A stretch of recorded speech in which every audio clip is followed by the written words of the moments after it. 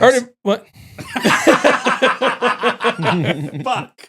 All right. You can leave that in. What were you going to say? I don't even remember. I have sensory things, bro.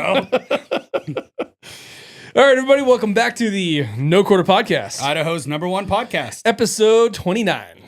Almost 30. Almost, we're getting almost there. I feel it's not really a benchmark, but it feels like one. It's basically 100. Like dog years? Minus 70, but cool. Math. Dog years, that makes sense. Yeah, math. Math. Yeah, we've been good. We've been Consistent. We've been posting. I've got one canned, so we're basically recording and then releasing a week offset, which is awesome for my anxiety. Like I'm not always in a. You do put in a lot of work. Yeah. Yeah. Well, it's just like when we run out and then we're out, I have like all this anxiety because we don't have anything to post. And then if I'm traveling or you're traveling or whatever, or you're traveling, like I don't travel. not very often, but I'm always fucking here, dude. But you have in the past. I've been to Hawaii before. But I get all this like anxiety. I'm like, I have nothing to post, which Yeah. is probably not true. We could post more clips, and I've been trying to do more like little, 15, 30-second shorts every day Yeah. and those, what's crazy is, dude, those get so many more views. The funny thing is the AI generated pictures. The pictures. Dude, it's so hilarious. Did you see the one today? The one I put up about, you were like, I'm never voting again. Yeah, dude, I'm not Is either. the dude with the rifle? Like the Well, guy? it was like, I'm so dude, definitely my not. prompt is hilarious. It's like a white, younger, strong appearing male standing in front of a uniquely iconic American political backdrop, appearing to be breaking free of handcuffs in front of his body, symbolizing breaking look free again. from oppression. Like, I was just like, dude, it's so funny, these things that I've just learned to kind of speak in AI prompt, and it generates all these like hilarious the images. tag says voted. Yeah. I voted. Well, I was like, the first one, I was like, an American voter. I'm like, what's an American voter look like? You know what I mean? Predominantly liberal, So so I they just vote more. Well, I just tried to make it look like kind of like one of us. Ended up being some like jacked out dude. I'm like, Perfect hair. give me 9 more months. I'm not gonna have the hair, but maybe I'll have the muscles. Can you grow a full head of hair? I run the cul-de-sac. I get full hair all the way around the band. Oh, And then- Dude, like a rusty clown. And Like, then, look. oh, dude, so bad. And then this is like, it's present, but very Thin. thin. Yeah. So when my hair gets long, you can't see my scalp. And then up here, you can just see, it looks like, but that would be the Cancer most skin. epic mullet ever. it wouldn't be a mullet. There'd be no party in the front or party in the back. There's no business in the front. No hair is business. This is Yeah. business time. I've just gotten to I like being bald at this point. I Yeah, feel why like, fight it? yeah, I'll lean into it. It is funny though when I see guys who are like very clearly like, it's time, bro. Mm-hmm. Let it go. I probably let it go early, but I would rather lean into it in my Get used to it while in you're my young. 30s. Yeah. And then that way, when I'm in the 50s, I don't look like some weirdo who just obviously had to shave his head because he's been bald. Like, no, everybody's just gonna look at me like I'm the bearded bald guy. It's fine. Yeah. It's all good. I have. He's got a lush Dude, head I of hair over fucking- here. Mine's And I'm going. older than you. You're Mine's never going. going bald. I got bad hair genetics. It's fine. Mine's going. And I don't have any bald You got a people in pretty our good family. hairline though. No, I mean, it's a little thin, but it's, It's not thin, like bro. you have a good hairline. Mm. Mine, it's like random pubes sticking out of the front of my. Well, next time I cut my hair, I can donate some, dude. I'll grow my hair out for you, build a wig. Yeah, I'm good. I have the hair of a Greek god. I thought about trying to do the whole like hair growth treatment stuff. I'm just not interested. I'm really not. I really don't mind being bald. And from a maintenance perspective, it's cheap and easy. Yeah. Every now and again, I like to go to a barber to get my beard like faded nice and done up or whatever. Like we're going to a black tie event, not this weekend, but next weekend. Get it blended and lined. I'll probably go into a barber. And Just go into a barber and be like, clean me up, dog. Clean me Yeah, up. like I've gone into a few different ones. Line me up, bro. I like what's his name? Not Trevor. Yeah. Barclay. Barclay. Wearing his hat Yeah. right here. Trevor. Yeah, I like going in there. Yeah. It's Got to a support good your homies. unparalleled vibe. Yeah. Like I love his vibe of his shop. I admit though, I've been going to Dave Blend's. I don't go to Barclay and Hill very often anymore. No. But like, here's the thing: like, I shoot with Dave. Like, he comes to matches. He Yeah, shoots it's with not us. like it's not like Yeah. you're abandoning a homie for a stranger. No, not at Yeah. all. No, I mean, and here's the thing: if I wasn't going to him, I'd be going to Barclay. There's Yeah. like, I still send hella people over to Barclay and Hill. But Dave Blends is just He fades me upright. Yeah, I don't know. It's pretty easy for me. I remember getting haircuts for cheap.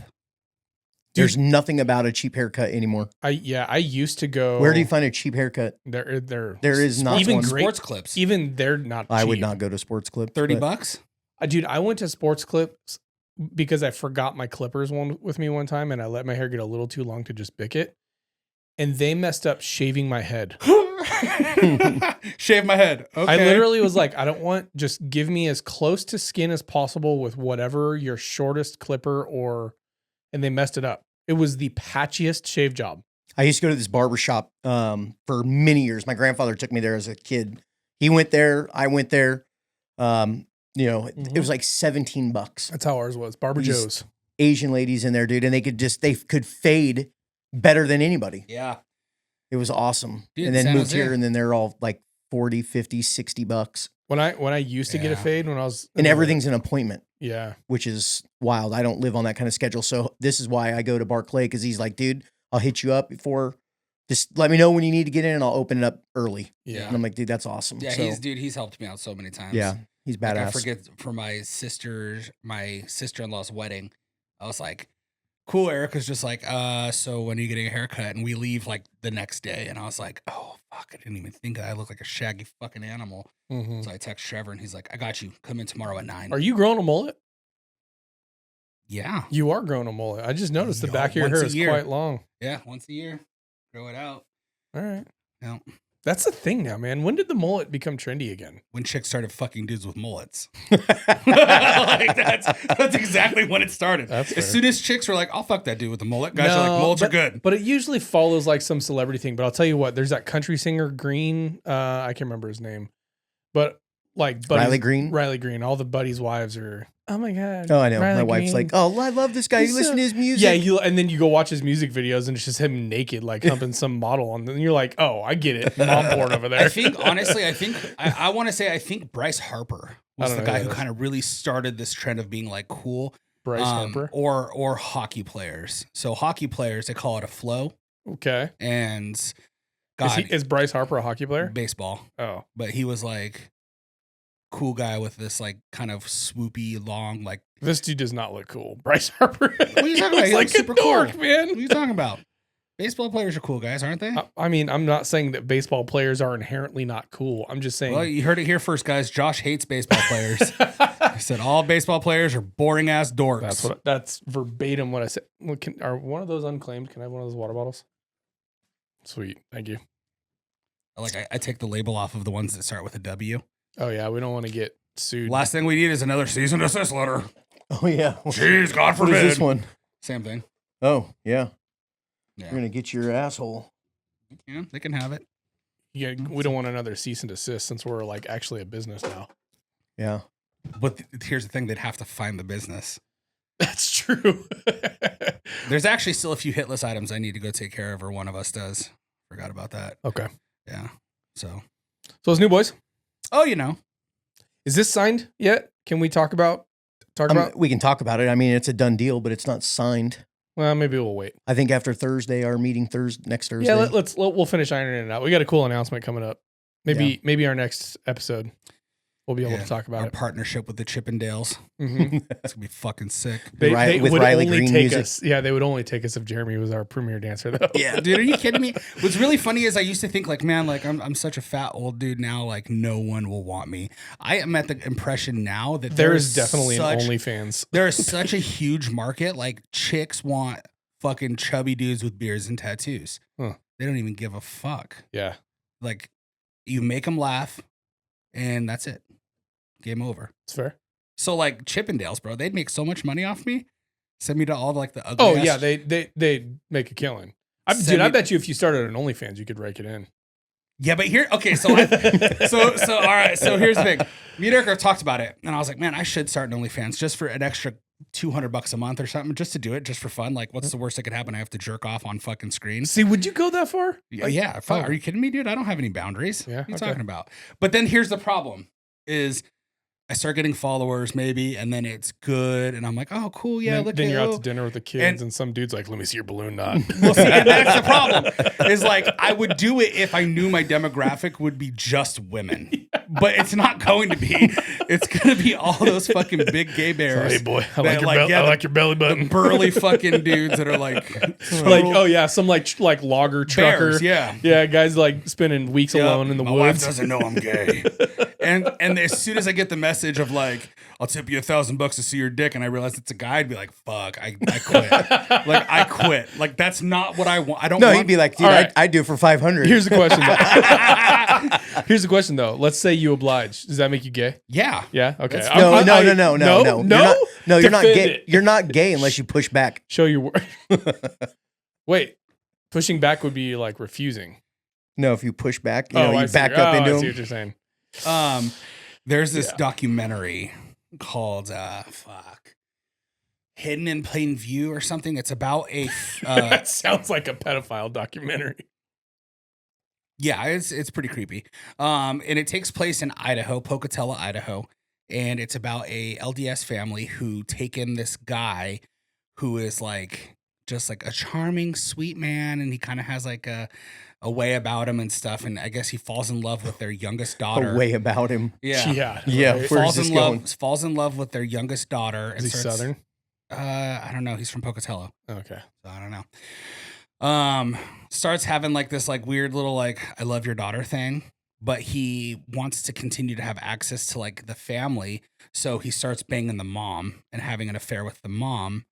And then him and the dad are out for like a ride one day, and he was like, the interview is like so fucking painful to watch. Me and Erica were hysterically laughing. This is a real story. Real story. And I guess they were driving in the car and they pull off on some like hilly road out there, and he's just like, oh man, I really just need a release and stuff. And the old man, the dad, he's old now. In the interview is just like, and it's the worst thing I've ever had in my life. And I'm ashamed every day of this, that I released him in the act of masturbation. And I fucking lost it, dude. He's like pretending to cry. I think he liked it.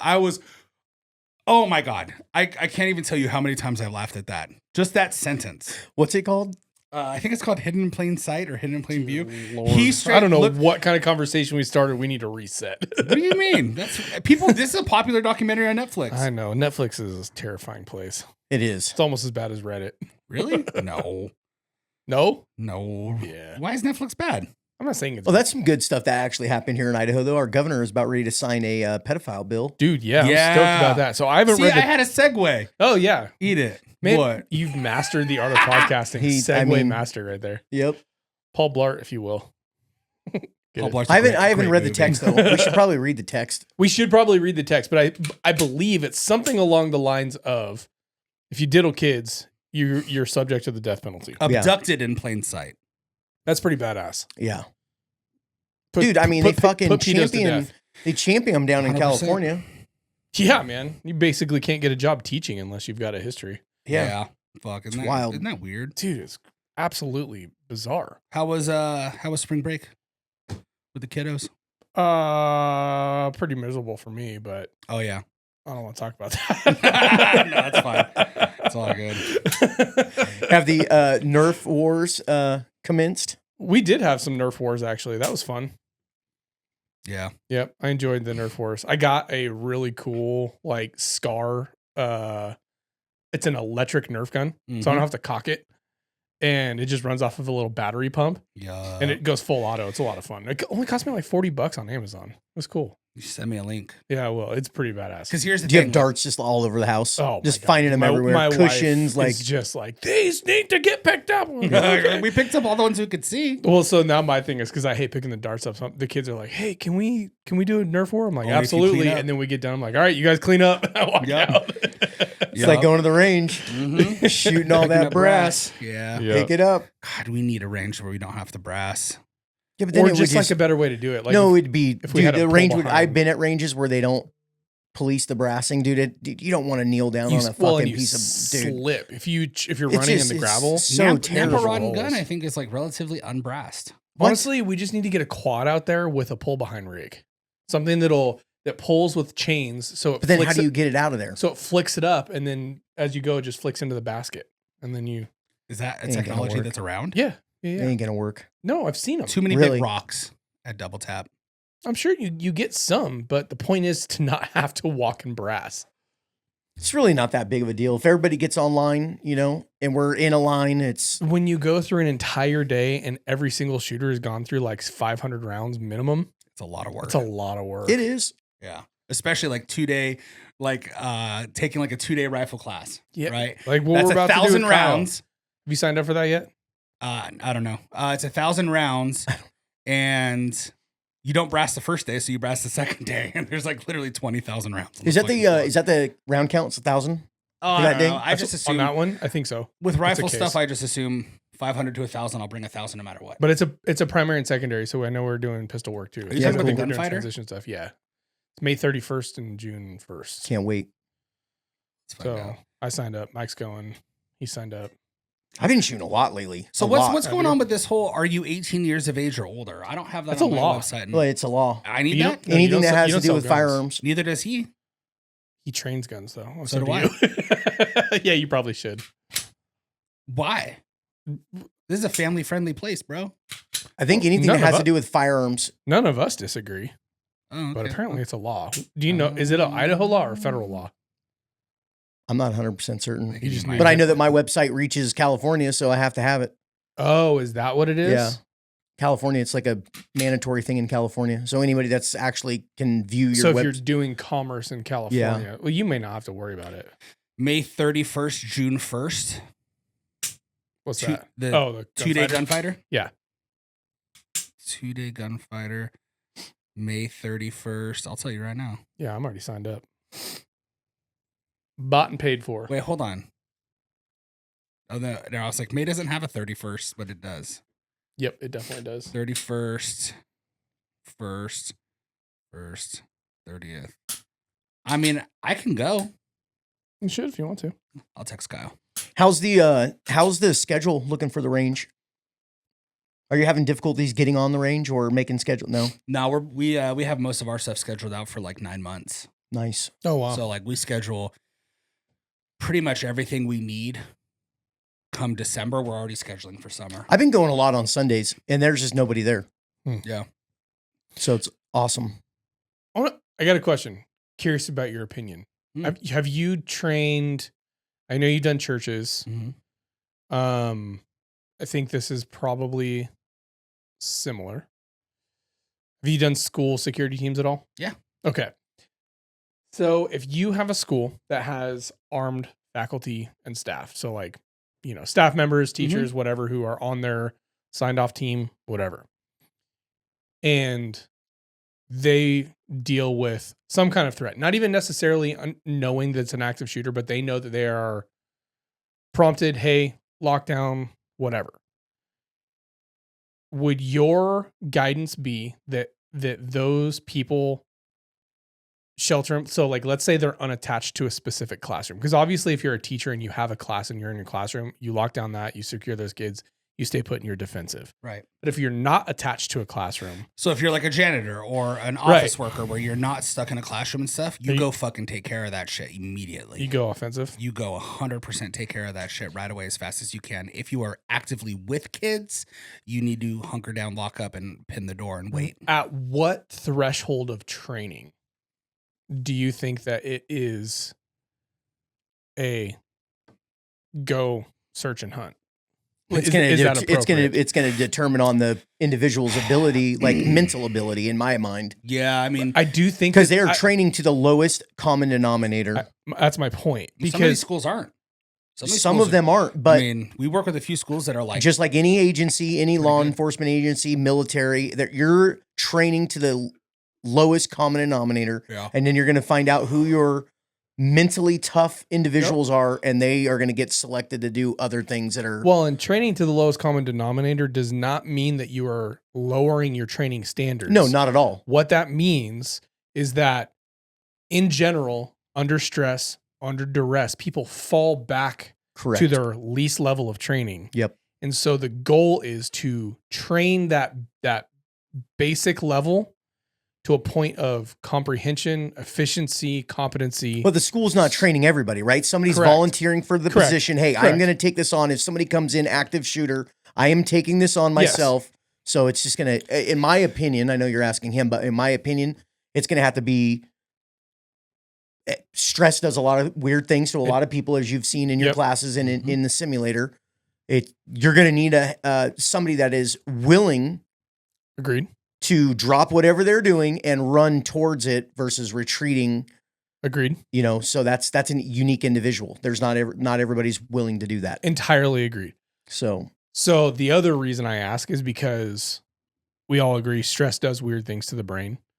When you have not gone through the mental steps of getting closer and closer to, you may even take the first steps.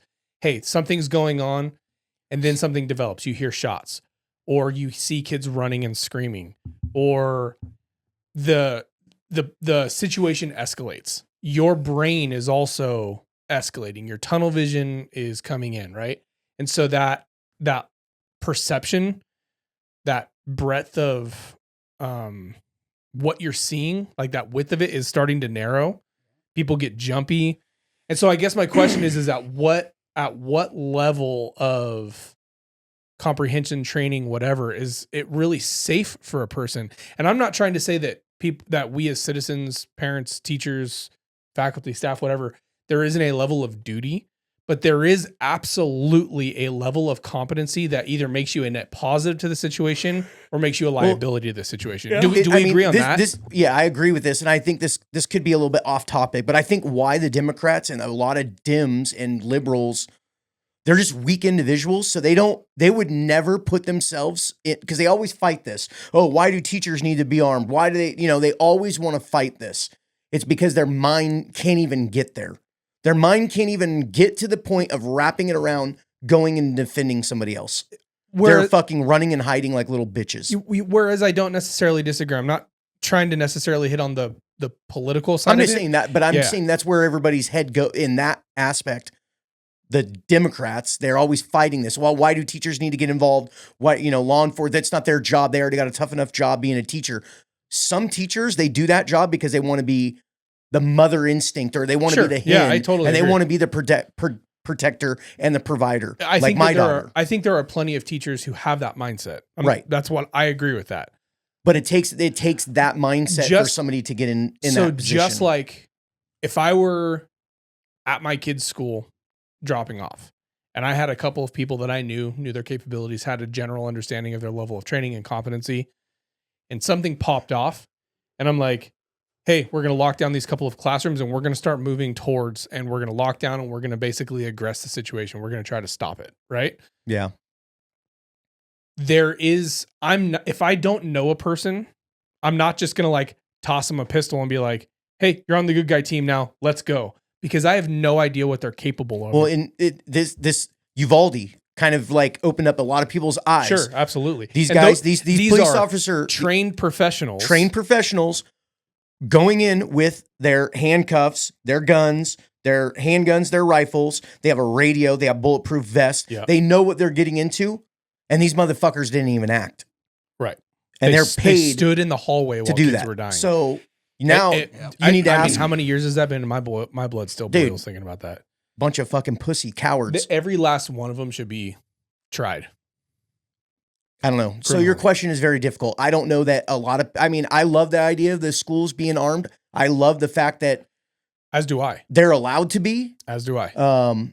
But I just don't know in that situation. It's so fluid, right? The teacher's trying to do her best or his best, sequestering the kids, trying to figure out where everything's happening in a split second. And then now I've got to go figure out where this threat. I would say, in my opinion, if I was training them, I would say lock that door, barricade that door, get the kids in a safe area of the room as best as possible. Yeah, clean angles and then post up. And if that person comes through that fucking door, you fucking shoot them right in the face. I agree. So that's the way I would train. I want to preface for the listeners. I am not calling into question the right of these teachers to be able to do this. Yeah, no, I brought that up. Right. I just want to make sure I'm being clear. I believe 100% that if a teacher is of sound mind, able-bodied, and has the desire to be a protector in that level, that they should. Yeah. I absolutely believe that 100%. My question is more, at what level of training or competency do we then say, hey, okay, there's still a difference. Let's say this is a classroom. Hey kids, we're going to barricade down. We're going to make a little phalanx with all the desks. We're going to put you behind it. We're going to, whatever. And I'm going to post up and I'm just going to wait at low ready. That's a very different scenario than, hey, teacher A, you're here in defense mode. I'm going. Yeah. That's a very different scenario. And it requires a different level of understanding of how to move, how to clear your corners. It gives you a different understanding as to what things you are looking for, body language that you're looking for, because very much can be the bad guy isn't somebody wearing kit. It's just a kid. Yeah. And maybe they tuck that gun away and they're trying to hide in plain sight. Well, there's a lot of active shooter drills. I know in California, Northern California, a lot of the schools would get together with all the local agencies and they would do one big active shooter drill, and they would get people to play role takers, right? So you'd have people that were shot, they'd have wounds, then you'd have adversaries in the school, and then the police would have to go and find them and you'd have to push back. That training is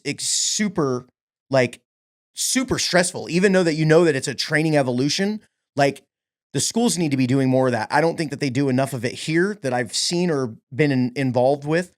But in my opinion, there is enough funding to go around that the feds, I think, need to step in, or the school districts, they have enough money. They need to post up legitimate, armed, trained people at every single school. And I don't know how many that is per school, but I think it should, at the population of the school, whatever that is, it should be a percentage, and there should be an active force at every single school. There's enough money there to make it happen, and we should be doing that. Well, not from the feds. Well, from whoever. Doge is out here cutting federal funding to schools. I think that it needs to be done. I think there needs to be a train. If it's not law enforcement, and it needs to be somebody that's either retired. It doesn't matter if they're retired, law enforcement, military, whatever. But the training needs to go beyond just lethal force. Correct. De-escalation. 100%. Let's say that person comes, gives up. They should have cuffs. Yeah. They should understand how to cuff people. Citizens arrest is a real thing. I mean, loss prevention at Target arrests people. Concealed carry holder. Stop. Well, no, I mean, LP at Target, they're civilians. Yeah. With a badge, literally a Target Incorporated badge. Halt. I don't know. I think Target they're nothing. employee. But you see what I'm saying? So what's your take on it, Jeremy? I mean, you've worked with teachers in schools and churches. Yeah, we have contracts with a few private schools out here, and we actually work with a company it's a private contracting company who only has armed plainclothes people in schools. I love it. And they have, I think, mostly just like middle schools, high schools. Because the school resource officers bounce around elementary schools quite a bit. They still go to the high schools and stuff, but each SRO has like 4 schools. So they just spend their day just bouncing around. Interesting. In California, each school has its own. And I don't even like that idea where they're bouncing around. They need to be there, because the moment that the shit goes down, it's seconds. I don't think it's necessarily ideal, but that's what they're dealing with. Yeah. Yeah. Plus, people don't want to be cops now, so it's harder to get just. So how are you guys advising these teams, these teachers, or is that proprietary? You not want to put it out? Well, I can't talk about some of the protocols, but what I can talk about is my opinion. Yeah. And when we're helping these people develop plans, there's some stuff that we don't want to talk about publicly on a podcast. Totally, yeah. And if it's at all going to jeopardize their security plans, I'll tell you what, drop it. My honest to God opinion is this: I don't give a shit what level of training the person has. If they have a gun, if they have a bat, if they have a fucking ruler, I expect someone from the faculty to go be a thorn in the side of the attacker if that takes the heat off children. Yeah, right. So. 100%. Anybody, I mean. Right. So what skill level is the question? It's pretty fucking minimum, because you need to go get shots fired at you so the kids aren't getting shot at. Right. And if you show up and you fire a round at him and you miss, that's okay, because as long as he's turning and directing towards you now, the hate's at you, the kids now have more of an opportunity, right? We're essentially just occupying him and buying time for law enforcement to show up. The response time for an active shooter in Ada County is fucking 3 minutes. It's really fucking fast. That is very fast. Between Ada County. And I know most of the schools have parent cops who are doing reports sitting in the parking lot. So you'll see public schools and private schools, and I've kind of inquired, and it's like a lot of these guys, when they are sitting and typing, they clear a call and they need to get paperwork done before they get back out on patrol. They'll go post up at schools. Yeah. Yep. As they should. Yeah, absolutely. But between like, so for example, like Ada County, right? So between Ada County sheriffs and Meridian and Boise PD, there's so much overlay in their beats. Like you'll see 2 Meridian PD cars fly down a road, and then like 30 seconds later, you'll see a sheriff roll down the road, right? So there overlaps so much where the response time once it hits will be much faster. As far as training goes, though, I mean, when we work with these schools, we're very like, you have to be fucking perfect. There's no such your thing. Marksmanship needs to be You need to be fucking perfect. And it's like some of these schools have a few dedicated rifles locked up in specific locations. Yeah, I didn't want to ask about that. That's fine. Some of these schools have rifles on campus ready to go. One of our schools that we work with has like 3 or 4 rifles locked up in strategic places. They're like locked up, and only 3 or 4 people actually have permission to even think to go to those. Yeah. Everyone else is on pistol. So it's like those pistol shooters. It's like, hey, here's the gig. Like you don't get to fucking miss. Right. So the level of proficiency we hold them to is really fucking high. And when people come in here or they're in our classes and stuff, like we'll pay a little extra attention to them and be like, hey, let's stretch it out. Let's stretch it out. Let's make it work. Let's improve this. But yeah, I mean, the level of proficiency that teachers need to have to carry around children, so high. I've told multiple church security teams, school security teams, and private sector dudes, like, hey, XYZ, these people right here, take their fucking guns away, dude. Don't put, if this person has a gun around my fucking kid, yeah, they're alive. I'm not fucking stoked. Yeah.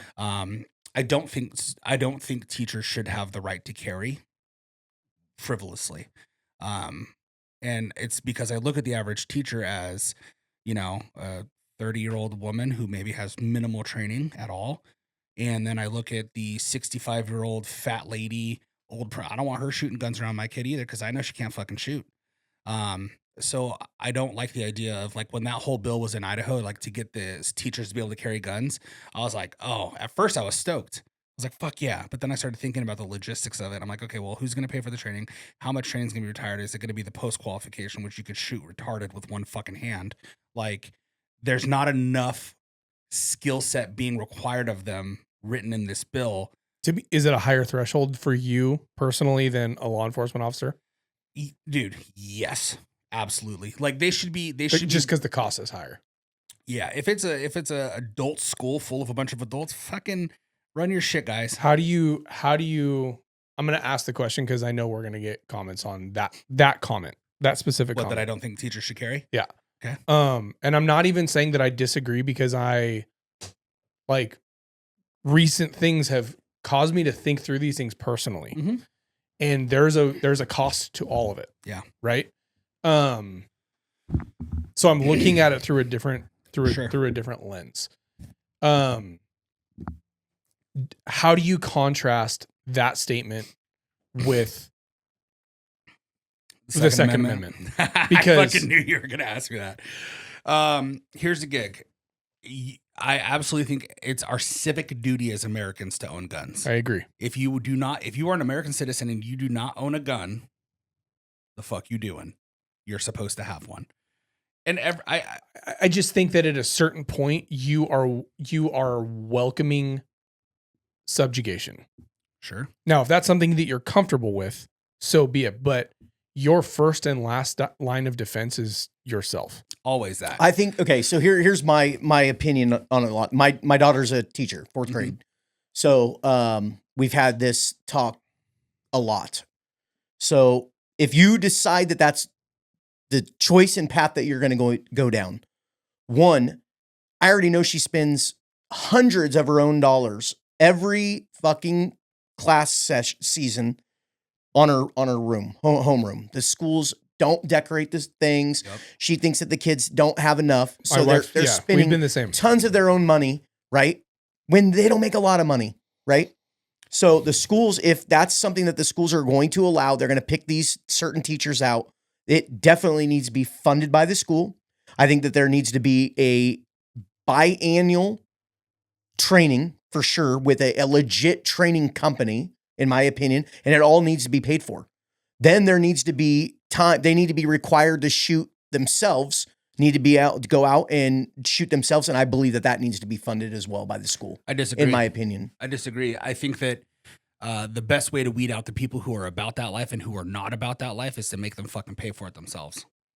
I don't know if they're going to be first responders to an incident at the school. I think that should be, or it should be a stipend on their check, and then they can pay for it themselves. I think that there should definitely be like, hey, twice a year we're going to give you, 1,000 rounds of ammo, and you have to take these classes and these qualifications. But I think that the real benchmark will be there should be monthly fucking trainings for these people, right? And it's just not firearms training either. I think that there should be stop the bleed. Because you're already doing the CPR. They have they have AED. Yeah, they have all that stuff in there. All that training. But I think it goes more than that. But if you're going to be carrying a firearm, just like us, we carry every single day, all of us. We've already made the decision in our minds, like, dude, if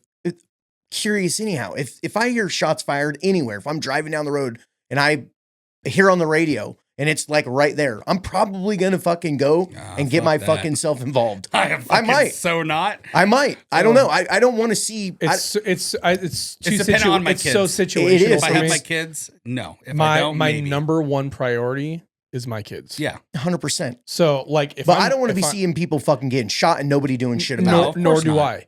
Like, but I also know that the reality is it's really easy.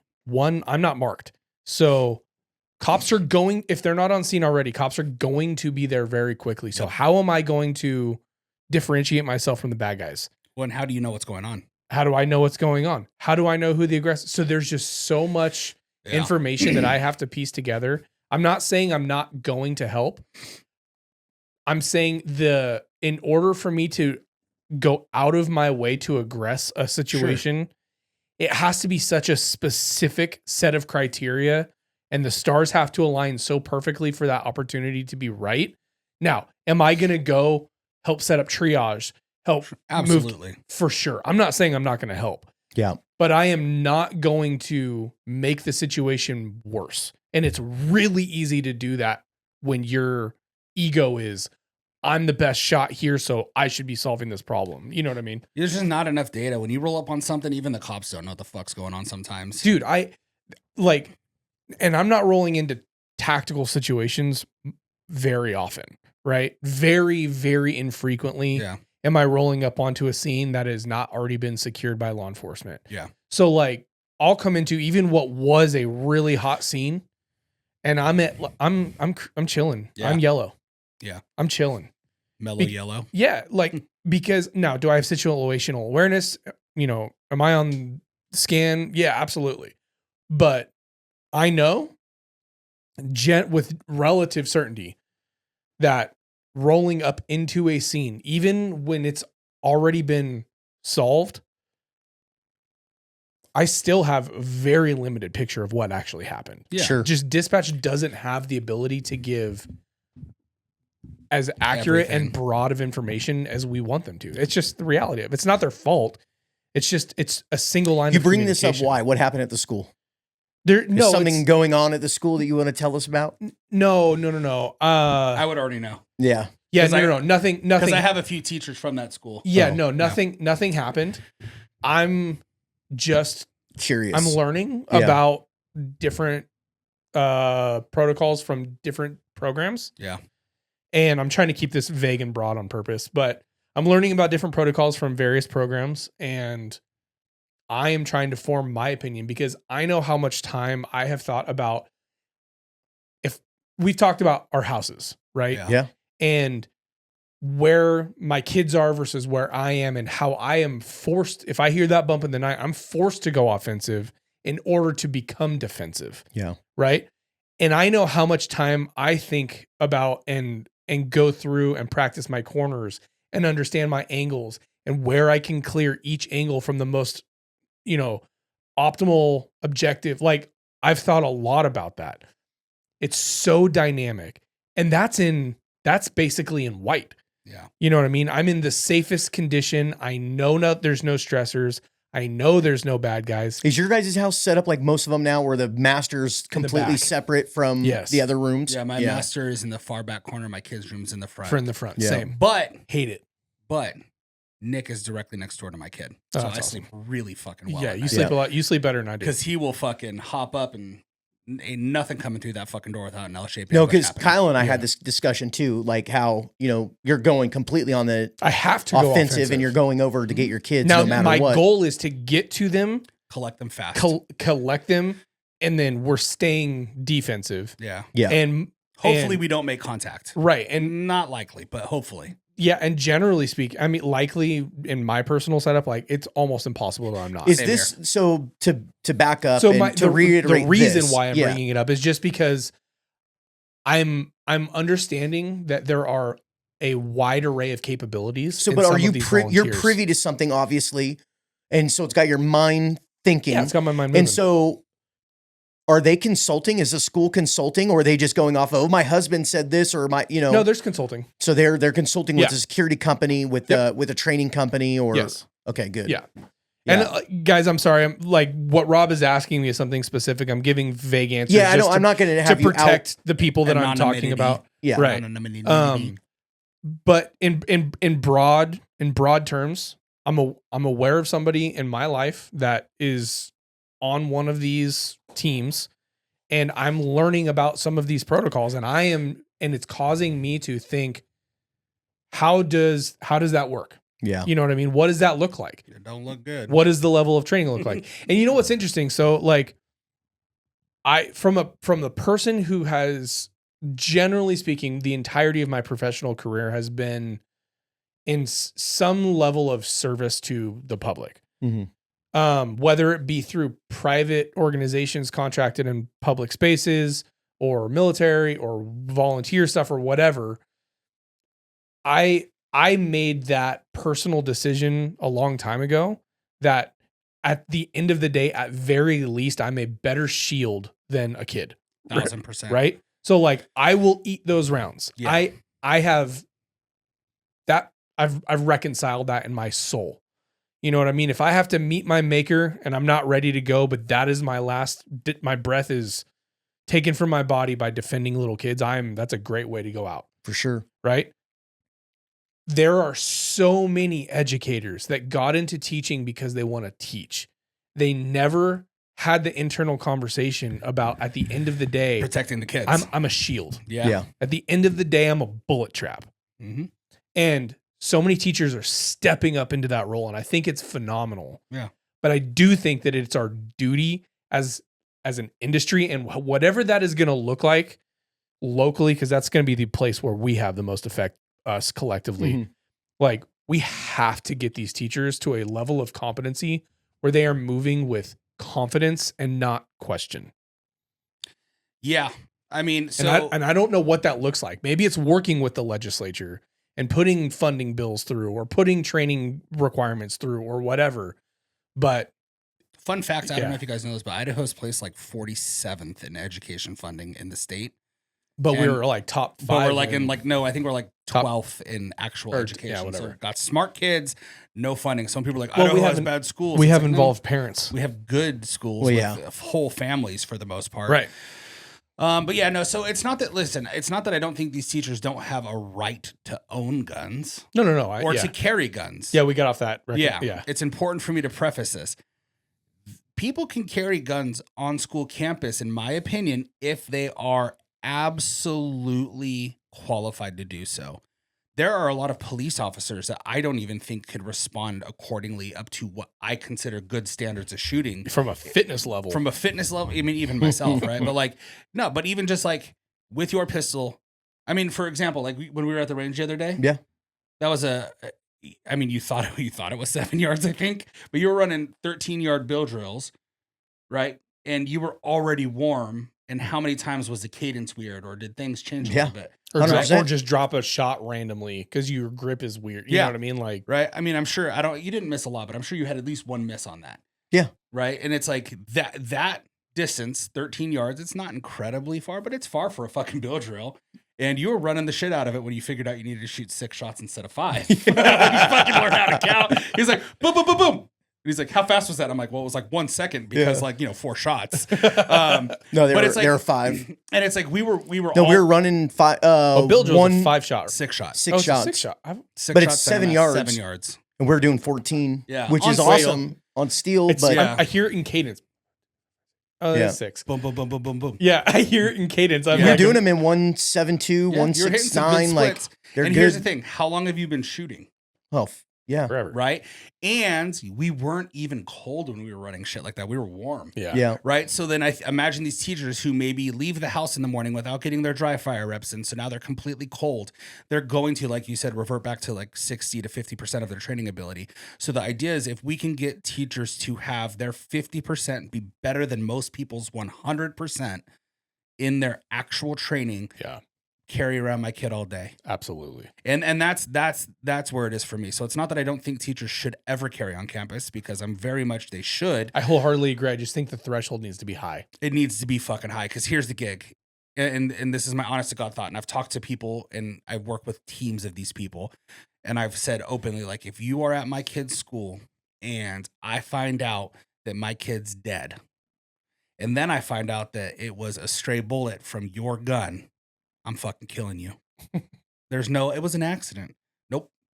Nope. I don't believe in accidents in that sense. No, it's a lack of training. It's a lack of training. It was an act of negligence, whatever it may be. I'm going to. Well, and fucking sometimes kill the you. training, what the training does is it doesn't get you to get the round off faster. Maybe the training gets you to take your finger off the trigger. Yeah, well, that comes down to also like emotional filters, which I think you kind of talked about of like you have to be in the right headspace. So it's not just like you have to be proficient at shooting. You have to be proficient at controlling your breathing, making sure you don't hit tunnel vision. Dude, and they're going to Well, be freaking the fuck out when something goes down. all of It's us going to would be. be.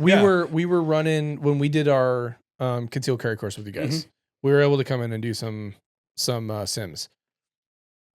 And Jeremy throws. I think I ended up being the last one. Jeremy throws me on a sim. Everybody else goes through. I think for the most part, everybody pretty much made pretty decent job. good choices. Mhm. Some work needed to be done on a couple things, but for Yeah. the most part, like They're fucking hard. yeah, They're not as easy as people think. And it's weird because you're like, it's like you're opening your eyes and you're in a situation. Yeah. Which is there's no buildup, No. right? No, But I didn't get a shot off. I don't remember even what I gave you.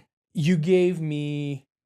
It was a dude with a revolver. A guy was dead on the ground or had been shot on the ground. And he's saying, I need an ambulance or something. Yeah, like and that. that's tough too. That's again, we show up, say we hear a gunshot and we run to it. We don't know the whole situation. And that's when the emotional filter kicks on of like, right. well, I don't know enough. Is this the bad guy? Is this the bad guy? He seems all right. He's asking for help, but should I help him? I don't know. Is this guy on the floor? So Right. we're trying to piece together little bits of information. And at the end of the day, if we act on that, and even teachers, and I'll touch on this next part, we have to act. We can't fuck up because we Right. go to jail. Now, if you look at like House Bill 601, which is like some form of loosely put together qualified immunity for church security groups and training groups, we would need the same thing for teachers. So Right. they don't have to stress on that. Like, and it has to come down to like reasonable levels of force. You Well, cannot and be qualified immunity needs to come with thresholds of training. 100%, 1,000%. But it mostly protects you from civil suits, Correct. not Legal. criminal. Well, So- you so- should be tried criminally if it's a criminal act. Right. So it protects you against civil suits. Now, here's the thing. If a teacher shoots a guy, kills a guy, and then shoots an additional shot and it does hit a kid, that grants them civil immunity civilly. So the parent of that kid cannot sue that guy because he was acting within the boundary of the law. And there's also So there's a lot of- extenuating circumstances, right? Like, let's say you've got a clear backdrop and you engage a bad guy, but little Billy is down the hall, perspective wise blocked, and it goes through the bad guy and into little Billy. Yeah. That's a scenario. That's a very real possibility. Mhm. I'm not going to prosecute that teacher criminally for that. Oh, no, but I'm going to come with my gun and everyone's just going to pay. Right? Like, that's just where my brain's at. I believe wholeheartedly in revenge. Like, nothing will ever, if something happened to my kid, even if the teacher was like, I didn't mean to, it was an accident. I know they feel horrible. I know they never meant to hurt my kid, but they did. At the end of the day, Yeah, it's going to be black and white. We're different there, but It's going to be black and white. And I'm going to say, listen, here's the gig. Like, look, I don't make the fucking rules, dude. This is just what's going to have to happen now because I'm never going to sleep again anyways. yeah, So we're different there. But I digress. The point that we're trying to get at is that, and I think we do all generally agree, it's not a matter of should there be allowance. It's just the allowance should come with a very steep paywall. And by the paywall, I mean you need to be a very capable individual. And I think that, and it's not, trust me, like I'm not overlooking the fact that my kids' school, both my kids, I can honestly say I believe that their teacher truly gives a fuck about their well-being. Great. Yeah. I think I told my CPS story here once, right? Yes. Right. In hindsight, I was like, obviously in hindsight, I was like really thankful. At the time, I was like, fuck them. How could they think I would abuse my kid? That's the only thing I love in this world. My kids, like, I would never do it's that. the only sacred thing to you. Like, how dare you accuse me of this or even anything? But it's not that. It's, we give a shit about these kids, and that kid has a black eye. That's it. So it's like, I really do believe that the faculty members, the school members, even the school resource officers, as Floodly as I think they are, like, I think they really care about these kids. Yeah, I do too. I don't think that the tools they have are all necessarily correct. No. Like I have all kinds of things to say about the idea of CPS. Yeah. But that doesn't change. It's like, dude, it's like that left-leaning guy, right? He and I may differ on a lot of specifics. Yeah. Right? But generally speaking, when you really get into the weeds of the conversation, we have the same general goals. Yeah. We just have different ways of achieving them. Yeah. Like, I can understand that. I can appreciate that. Totally. Right?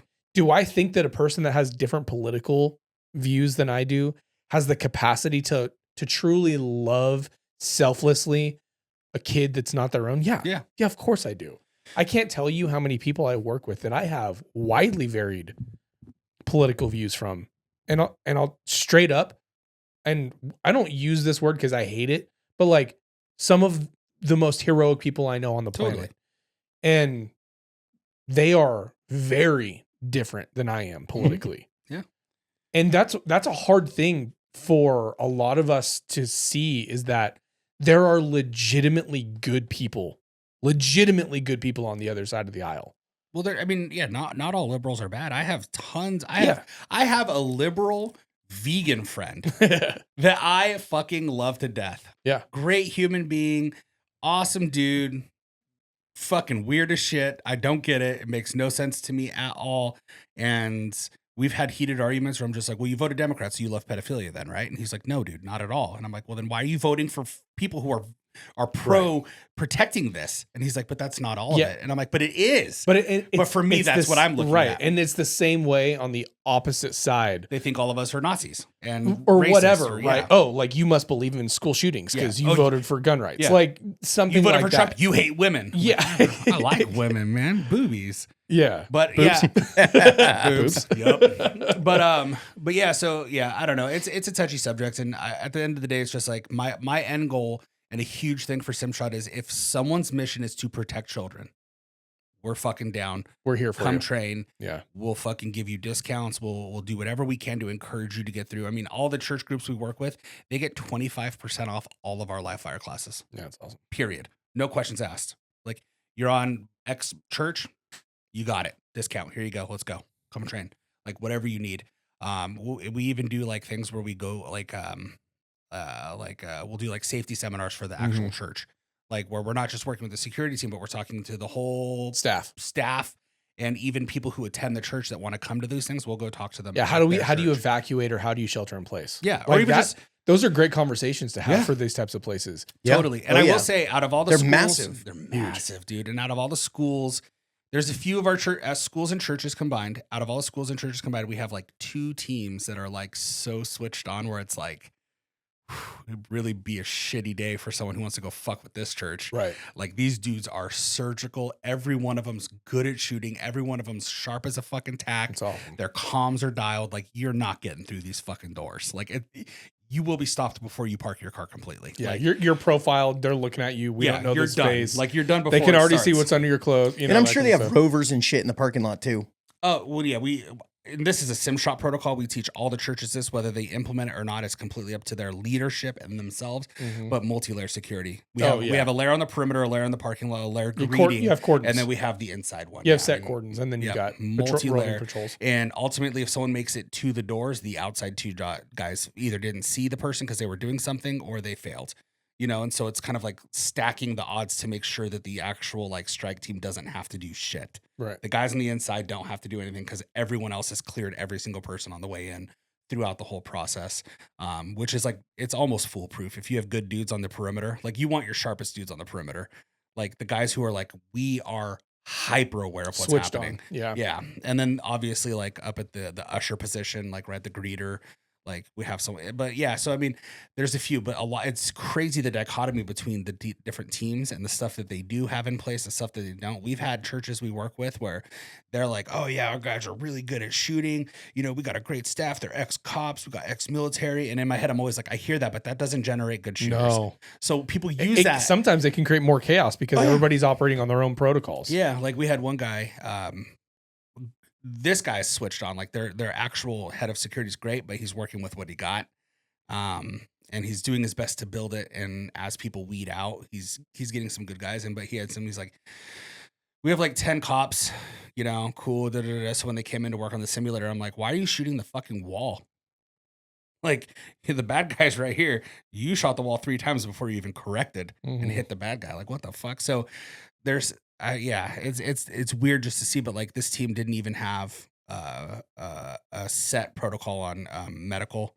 They didn't have any stop the bleed requirements. They didn't have any CPR first aid AED requirements, and they didn't have blowout bags. They didn't have blowout bags. Like, do they even have trauma kit yeah, staged? So then because we work with them wild. quarterly, then the very next time it's like, okay, cool. Like all our guys took CPR first aid AED. They're all certified now. So that's done. We have a blowout bag here. And like, they'll show me like the schematic. Like we have a blowout bag here.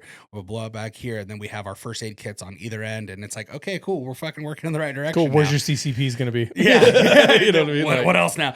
But it's like this, it's evolving. And like, I think it's great, man. Like and I tell people this too. We had one guy approach us at the grand reopening saying, do you teach church groups? Cause I heard that you guys like don't like religious people. I'm like, fuck, who said that? I was listening to the podcast. I was listening to the podcast and you're an Jeremy said, atheist. you know. hey, listen, I believe everybody has the right. Look, everyone has the right to worship how they want. Word. Period. That means I don't care if you're an atheist. You worship something. It just may not be a. I don't give a fuck deity, what you do. You know what I mean? Like, here's the thing. You worship how you want At to worship. least he was listening. Yeah. I mean, that or someone told him, like, oh, yeah, you know. I'm very I'll say what I think. So I could have even said, like, yeah, I don't believe in fucking God, dude, whatever. And then someone might have heard that and been like, he hates Christians. Yeah, you know, right. Who knows? I promise you, it's not the individuals. No, it's not. But at the end of the day, it's like, if your mission is to protect the people in your community and your loved ones and your circle, like I want you to train. And I think really it's great. Like it sucks that churches and schools have to have security. Mm-hmm. Like the idea that we have to But have society has changed, man. People have gotten a lot. People have gotten away with so much shit. Like our last episode, accountability. Yep. When you don't hold people accountable for their fucking shitty actions, they become shitty fucking humans. And they can get away with anything they want, and they go do stupid shit. Yeah, yeah, and it sucks that we're here as a society where we need armed church security, armed school security. It sucks. But if your mission is to keep your community safe at your church, and your mission is to keep kids safe, like SimShot absolutely will always try to provide you the absolute best fucking training possible. No shortcuts because of your beliefs or anything. Like we want you to do what you need to do to protect your church. And I think it's great that we have teams of people who are volunteering time out of their day with zero paycheck at all to say, if something happens, I'm going to go first. Like that's a pretty noble fucking cause. Mm-hmm. So yeah, I mean, I think it's great. I love, and honestly, working with churches and schools have become one of my favorite fucking things to do because it's usually a group. And here's the thing, it makes you feel good too, because you know that if something catastrophic goes down, right? Yeah, and we're developing a stronger, full community. Yeah. That, and then also too, it's like, look, like just because I'm not Christian doesn't mean I don't get along with Christians really well. We have a ton of the same views. We just don't have the same belief system. Well, it's like, there's so many people who are the LDS church around here. I'm not an LDS person, but like some of the most like moral, ethical, good people, holistic family groups that you're ever going to meet. You know what I mean? That just is what it is. No, yeah. And that's the thing, dude. We have tons of LDS clients, tons of Christian clients. We got Catholic clients. I think the only kind of clients we don't have are Muslims. I don't think they're training here. And if they are, they're not telling us. They're training somewhere. I'm sorry, that was a bad joke. But yeah, I mean, like, I just think it's so fun to work with such good groups of people. Yeah. With so many different walks of lives, and all just trying to get together on the same day to do the same training to build that community up. I love it. I think in broad, to kind of take it back to what started this section of the conversation, I think on like broad stroke, I'm getting to that point where I just want the threshold of training to be a lot higher. Yeah. You know what I mean? Yep. It just is what it is. I want that for all gun owners, though. I do as well. Like, I want everyone to be so fucking surgical that we win when it's time. I do as well. And I think that there is a way at large to hopefully try to influence the community in that direction. But this is a pretty specific segment of the community. Oh, for sure. That there's just unique access to, as far as being able to help hopefully influence a lot of these groups to start training really seriously. Yeah. And there are, I can't speak for other places, but in Idaho, there's like a there's like a Facebook group. It's like, I think it's a Christian security team, church security group, whatever. And they do these like annual summits at a really big church out here where they all get to meet up and they have speakers come and stuff like that. And I think that's really, I think they need better speakers, but I think the guy organizing it's also a huge piece of shit, but and he's a cash grabber, smart businessman. Sure. But yeah, I mean, and then at the end of the day too, there's one saying that I can't even remember who the fuck I heard it from, but I heard it once and I was like, ooh, that hits hard. It's if you were looking for a, how did you say it? If you were essentially looking for a security guard for your family with whatever you want, like, would you hire yourself? Like, looking at your training resume, would you hire yourself? Truly, you had infinite funds. Dang. Would you hire yourself to be your family's chief executive protector if you had infinite funds? And if the answer is yes, you're fucking lying to yourself. That's a and if great the answer is question. No, then it's time to pick up your gun and go to the range. Yeah, dude. Wow, man, that's a good one. Yeah, it's. I think about it all the time, and like, oh, you know, say that again so I can clip it. Just say it clear.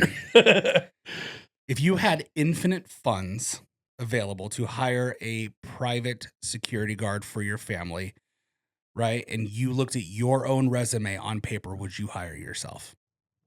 Woo, bro. That's. I mean, it's, and really, that's it. I look at mine.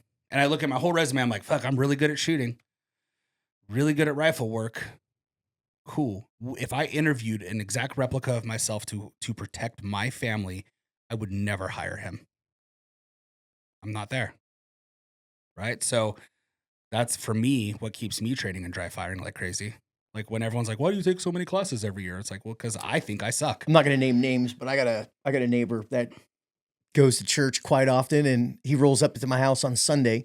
I'm working in the yard, and he's all dressed up. Oh, where are you coming from, church? And he's like, yeah, I need a new holster for this thing. And he's got a fucking 365 SAS in like a Uncle Mike's. Like, you can't even get, it's so deep in there, you can't even get it out. Shit. And I'm like, you definitely need that, and you need to go to the range and train. Yeah. I'm like, please don't carry that. Well, that too, because like when I see people like that, it's like, if you trained a lot, you would know that that's not the way. Yeah, it's such a weird I thing. wouldn't even carry it in that thing. I just put the motherfucker in my pocket at that point. Well, it's such an interesting dynamic, because I'll have these conversations with people who are not Second Amendment absolutists like I am. Yeah.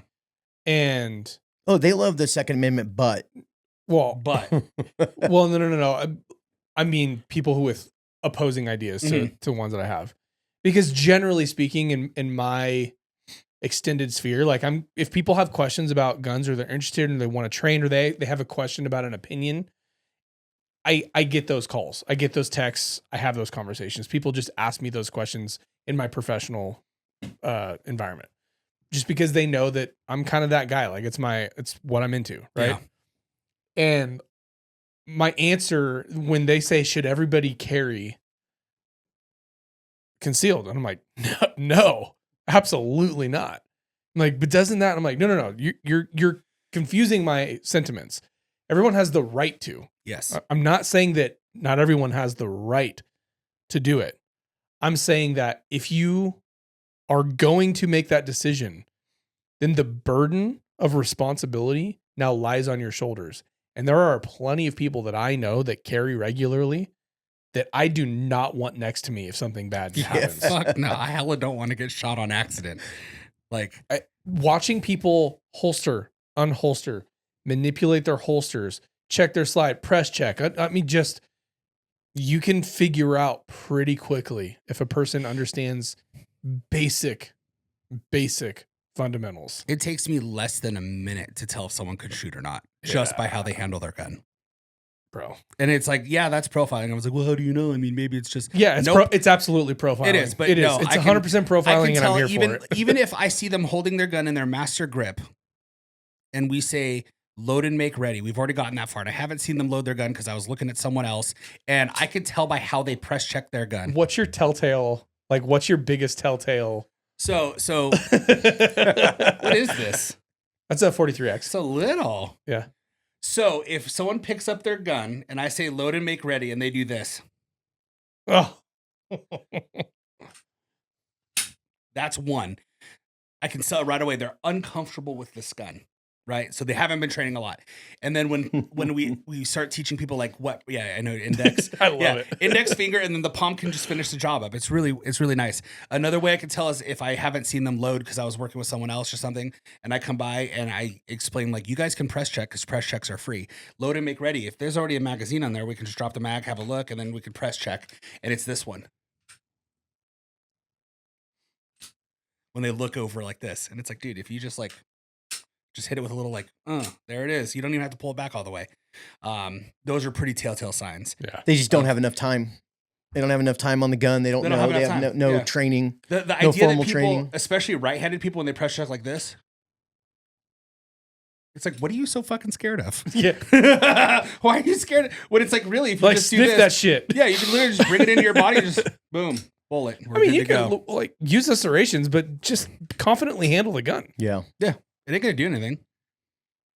I know it's so hard at the counter level. Like you're hoping that because you can educate them till you're blue in the face, but you're hoping that they're going to get some formal training Your guys do a great job after sending people here. I mean, we do, but it's still. Oh, it drives me nuts, dude. When I see people come in, like we have, like people want to come in and try on holsters, and they're just like they just whip their gun out in the fucking showroom floor with like not asking, not like, hey, the gun's loaded, or bringing it to the counter. Hey, do you have something for this? And it's like, dude, Do you have something for this gun right here? Yeah, motherfucker holstered. Yeah. It's just such a weird dynamic. Yeah, it's interesting. It's And you're trying to be respectful, right? And you're trying to make, People get offended. Like they get you offended don't- super easy. You don't believe in concealed carry. It's like, it's like I believe in living. Yeah. One. what we tell everybody is go back out to your car and unload it out there. Yeah. Don't do it in the 4 confined walls here in the showroom floor. No. yeah. fuck There's no reason for you to unholster Yep. and then unload in here. I don't know the proficiency of you, right? Like I don't know anything about you. Just do it outside. Yeah. Mhm. Don't do it in here. Yeah. And so it's hard to have that conversation with them, but you have to. Yeah. It's kind of an uncomfortable, situation because then they get offended. Some people get offended and you're like, Yeah. bro, Well, we're not it's- trying to offend you. And that's when people are like, It's a safety issue. Boise Black Rifle fucking just bullies. Just they're not nice. They're Well, it's like that guy unwelcoming. that got his panties in a wad a couple weeks ago when he was taking a look at the new Staccato. You're like, and Matt was like, dude, just don't drop the slide. Yeah. He's like puts Yeah. it Oh, down. yeah. Dude. Guy got super offended. We're like, bro, don't finger fuck that gun. Dude, It's a $3,000, $3,000 $4,000 gun. Even Be when tender. It's not yours. Be easy. Be tender. I picked up your It's like when you're hugging your buddy's wife. It's a side hug, man. Like you don't need to get her titties on your chest. no Yeah. you don't need to fucking wrap around her low waist. Yeah, no. And feel her hips. There's even when I picked up the new Kimber, right? Yeah. How bad did I want to pull that trigger? Really fucking Oh, bad. yeah. But I didn't. Dude, we Because- have demo guns for that reason. We don't have them in every single gun, but I have a full office of demo guns. So what did I do? Of I very built my expensive grip guns. on it, and I was like, "Oh, that feels really nice." I pulled the slide back gently and looked at it, and I was like, "That's really nice." I locked the slide back. I looked inside. That's really nice, and I put the slide down very gently, and I handed it back to Brandon. Will. Genteel. Yeah, I was gentle. I was like, dude, this is a It's just $3,000 it's a wild. gun. But it is. It's weird how people get so. It's offended. not mine, and I don't want to fucking buy it. Well, not even just that. It's just the gun handling in general. Yes. Like Yeah. we get guns pointed at us all day long. Oh, I believe you. And that's why Yeah. I'm so adamant about like, I had a situation, we've covered this before in the old Rockland store where like a dude got drawn down on at the counter Yeah. for trying to put a loaded magazine in the gun because he wanted to see how it felt. An extended magazine. It's like, bro, you almost got your fucking head blown off. And then he proceeded to call 911 on us. And then the cops came and I had to explain the whole situation to them. And they're like, But whatever. You're dumb, bro. You fucking Yeah, dumbass. but, I mean, but so, we're getting guns pointed at us. It's like, I try to make sure that every single gun, it's policy, gun gets checked before it goes to the customer. Oh, 100%. As soon as the customer gives it back to you, check the gun again, Mhm. and then it can go back in the cabinet. But I mean, people just get offended when you're like, hey man, Dude, speaking of cops looking at people and telling them they're dumb, I saw this meme and it was like, cops got called to me the other day because I shot a guy in a coffee shop, and the cops get there and they're like, why'd you shoot him? He's like, he was holding the cup with both hands, sniffing the coffee and going, and they're like, got it. Just try not to murder any more people. Thanks. We'll see you later. So I do have a question though, and I've had a few people disagree with me, Okay. and it's okay. I can deal with that. In my head, I'm like, well, you're wrong. I'm right, but that's okay. I'll let you be right. Do you think you have to fire a gun before you buy it? no. Do you think it's important to know how the gun recoils before you shoot it? I mean, if you're really that interested in doing it, go to a range and rent one. Right. No. I mean, no. On something that's new, I want to know a couple people that I trust or have relatively objective reviewing capabilities. I put like a lot of rounds through it with low failure rate. That's what I care about. Yeah, I always tell people when you're picking a gun out, like, and this is a me thing, right? Maybe it's just me. Maybe I'm wrong. And maybe you guys have different ideas. If I have to take a new shooter to pick a gun, it's really simple. It's okay. What is the gun's purpose? Yeah. Is this strictly a range gun? Because we're not going to go buy a tiny ass gun. We're going to buy a normal, like 4.5, 5-inch gun, something that you can actually have some meat on to train with. But what's the purpose? Oh, okay. This is a concealed carry gun. Okay, cool. Now we already know we're looking at probably a 9mm, or we're looking at something a little smaller than a full size gun, something that we can conceal, right? We want to conceal the largest gun we can conceal so we have some fucking meat on it. Like that thing's tiny. I would hate to shoot that thing all the time. It actually shoots pretty well. I'm sure it does. What I don't like about it though, so I got the frame done. Mm-hmm. If you really C-clamp this, I felt it bowing. yeah, dude. Yeah, I felt it bowing. Like, look, watch. Just in my natural grip, I felt it bowing. So like you break your grip and you squeeze and you drop the mag. It's like, yeah. But then it's like, okay, cool. Now we've narrowed it down. Like we're looking at something smaller that we can conceal depending on the person's size and their apparel. Yeah. But it's like, for the most part, it's just like, what gun feels really good in your hand in this size range? Well, that's the problem too. Is so many people come to the counter and they're like, "Oh, my husband or my brother or told me to get a revolver." Yeah, I would never carry a Springfield. And be like, dude, it's like, bro, it's all about personal preference, right? Like, I might not like that gun at all. Yeah, but it's personal preference. Now, if you ask me, what are my ideal concealed carry gun or range gun, whatever it is, once I figure out what that purpose of the firearm is going to be, I'm going to give you my honest opinion. Absolutely. Yes. And I'm going to put a few different guns in your hand to make sure that it fits you. It's you, but it's going to come down to personal preference. And there are manufacturer considerations. 100%. For example, we just took out the Daniel Defense pistol. H9, yeah. H9. Is it still the H9 or is it the DD9? Yeah. H9. Okay, so it is still the H9. I was really impressed with it. I think it's the H9. Yeah. Whatever. It's the new adaptation of the old Hudson. Yeah. Right? Been reworked. Which are cool fucking guns. Been reworked. I was way more impressed with it than I thought it was going to be. Yeah. Dude, the gun's awesome. H9, by the way. And spoiler, working on cutting a video together. We did a review of it. Rob did a review of it. I just videotaped it. Anyways, really impressed with it. Yeah. Now, are there some considerations that I'm going to take before implementing that as a concealed carry, meaning are there some reported mechanical issues and manufacturing issues that have come along? Are you just trying to say don't carry a cig? No. I'm not. But that's another good example. Yeah. Right? There are some considerations. Now, is that the definitive yes or no? No. But it's just something to consider. Consider, yeah, of course. That's really all it is. Right? Do you like the gun? Does it feel good? Do you have relative confidence that it's going to work? And then when you train with it, you're going to figure out if there's a failure point. Yeah. Well, and That's really what it comes down to. Because what I will say, you do not need to shoot the gun before you buy it, but you do need to train with the gun before you carry it. Oh yeah, absolutely. That's But a 100%. my last part of what I tell people about buying guns, especially if they're like, I'm going to go buy a gun this week on my first gun. Yay. What do you think? What do you suggest? Glock 19.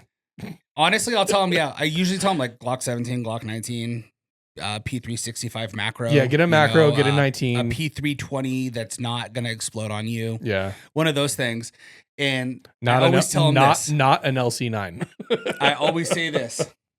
Well, people say, well, it didn't feel good in my hands. Like, well, you don't have a fucking grip anyways. Yeah, you don't know how to hold a gun regardless. So that's it. It's like, is it really going to make a difference if you shoot or not if you don't even have a proper grip on the gun? Because you will not know if it feels good I think or not you yet. sent a husband and a wife over there, I think yesterday or the day before, because they came in and they said, oh, Jeremy sent us over here. And they wanted to go shoot it before they bought one. They came in and looked at all the everything that we had in the cabinet. And they're like, oh, yeah, I think we're going to go. Lynn? I don't know. I don't. Tiny lady, tall guy? Yeah. Yeah. Yeah. Awesome people. Yeah, they're cool. And I don't disagree with the sentiment, especially if you're going to be a new gun owner. It's like trying to buy a car without test driving it. You know what I mean? People just want to drive it around the block. Whether or not that really gives them insight into what the car is going to do, it just makes them feel, we drove it, we loved it. You know what I mean? I don't think I need to buy the new 350 to know that I'm going to love the 350. You know what I like? But I've driven a truck before. I love new shooters. Me Right? too. I don't like that. Yeah, you better. No, but Yeah, I here's the love deal. them. Here's the deal. I don't like getting them over the hump of the first purchase, right? But it's once they've gone to the range and then they figured out everything that they've got told or they bought previous Yeah. doesn't work. Yeah. Every experienced shooter I know has a bin in their garage full of shit that they got recommended. I love it when they come back and they're like, dang, I need this. And then the light bulb went off in their head and they're like, I need this, and I need this. And then you get them on their journey. And then once they have done that, and then it's to the next firearm. And then I want to try this, or I read this, and that is my favorite when a light bulb finally goes off. I gotta take a leak, so we gotta take a pause. All right, we're back. Sorry guys, I had a baby bladder. I've been drinking a lot of water lately, so I'm a baby bladder. He's on that fitness journey. I am, dude. Down another what did I tell you? Another 2.5 pounds, 2 pounds There you go. since our last podcast. I'm down. So I started this just shy of 270, heaviest I've ever been, fattest I've ever been. Was starting to not fit in like 2X shirts. Was not happy about it. He's like, Sarge, I need another work shirt. I should probably weigh myself, huh?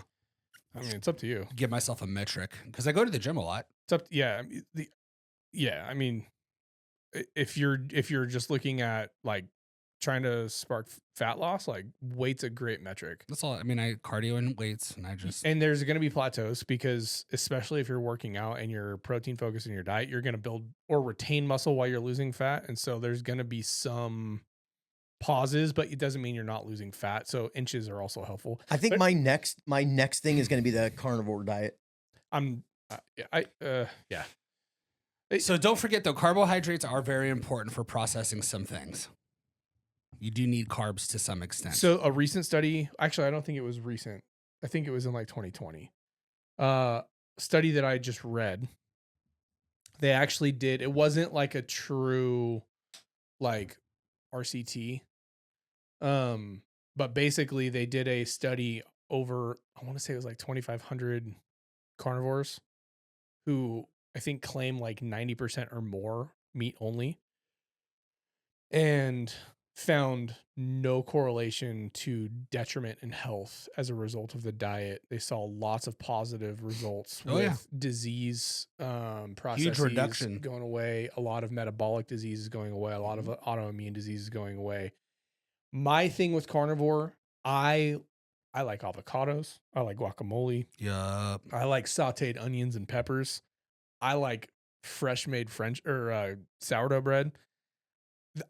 It's not sustainable Yeah. for me, but it can be used as a tool. If you don't care about that stuff, it absolutely can be used as a mechanism for some healing. Bro, for sure. fucking just eggs, And it will steak. Well, and if you're in a deficit, I love that shit. Get some fucking eggs, some elk, and then some fucking dead bison. if Boom. you're in a caloric deficit, it will melt fat off your body because you're in ketosis. Yeah. So you're not only are you in a caloric deficit, but you're also metabolizing fat for energy. Yeah. Like that's why keto was such a trendy thing. Well, I mean, look at the Liver King. He's in great shape. He's He's all natural, dude. All natural. All natural. Natty. He's never taken a steroid in his life. Hashtag that natty life though. You think he's still on it? Oh, he already On the- he admitted. Oh, he did. Yeah, He's- he got busted. He said No, I know he got he busted, got busted out, but and then he said he went clean for a little bit, and then Yeah. he was like, "So I'm losing weight and I can't keep muscle mass, so I'm going back on the gear." And here's the thing. That's fine. Go on the gear, That's dude. fine. But I But think it's definitely at his level, it's way more detrimental than it is beneficial. But totally like, agree. But like, It pisses me off though because he shilled so hard selling this whole, what was it? The Ancestral tenants, supplements. ancestral tenants. This all you need is liver and beef balls to get as buff as I am, and everyone's like, "You're full of shit, dude." And If he someone just actually- would not cop to it. what's he worth? What's his net worth? What's that find guy out. worth? if And where did he make all of his living? Is it on the supplements? he's on multiple like successful he's businesses, I think. he's a chronic entrepreneur. If you look at him for 1 second and go, yeah, you can I achieve that sleep naturally. on fucking plywood. What he the does. fuck? He sleeps on like plywood and wool blankets. I mean, at least that's what he puts on video. And he puts I like ain't everything fucking in a sleeping on Faraday no- cage, and he put everything as landline. I'm like, bro, look, it's like that Paul Saladino guy. He used to be all about veganism. He used to be all about, Yeah, it's like, dude, that Yeah. guy's so fair weather. It's like, But- look, Yeah. man. he's trying to give the best he can. And if he learned and changed, he learned and changed. Yeah, I don't know. Buy my program though for $50 a month. And therein lies the inherent issue. Yeah. Approximately 6.1 million. No way. Oh, it's he's not got as- to be. He's got to be. It's not worth as more much than as I that. thought. I guarantee you, his companies are worth more. Than Oh, 6 never million. mind. Hold on. Personal wealth has jumped up from about 10 million. Now it's about 610 million. in the Yeah, I was last gonna say year. he's in the. and that was in 100 million club. 2023. But that's probably net worth. Does he Like, live he's down in not Texas? liquid. I don't. Yeah. I think he's got a ranch Yeah. in Texas. I don't know where it's at though. I will say this. He talks about like how like real men need to shoot guns. And I saw his grip and I was like, you can't shoot shit. No, he's all about the image. I mean, when Yeah. he came onto the social media scene, Mm-hmm. this all came out when More Plates, More Dates exposed him, because basically what happened was he had messaged More Plates, More Dates before he got onto the social media scene. How long's he been on? Like, I mean, I only saw him It like was 2 or recent. 3 years ago. when he got big? Maybe 4 years Well, ago. it was a well planned rapid rise. Oh, it was a business. It was a business move. Yeah. Prior to that, he had DM'd More Plates, More Dates, asking specifically about dosage for gear. And then it was just like tucked away in More Plates, More Dates DMs from back in the day, Mhm. which was really funny. Oh, and then they found it, And then they found it, and that's how a lot of it came out. And he was like, "Okay, guys, I'm sorry, I lied." Yeah. I will say though, there is validity in what he's saying. Eating liver is fucking not bad for you. It's a nutrient dense part No, of it's an animal. Dude, and incredibly it's good. hella So good, there too. is like, here's the gig. Like, you're not going to ever look like him unless you're on steroids No, and other fun. Like, that dude's you on can look check like drops. Paul Saladino off gear.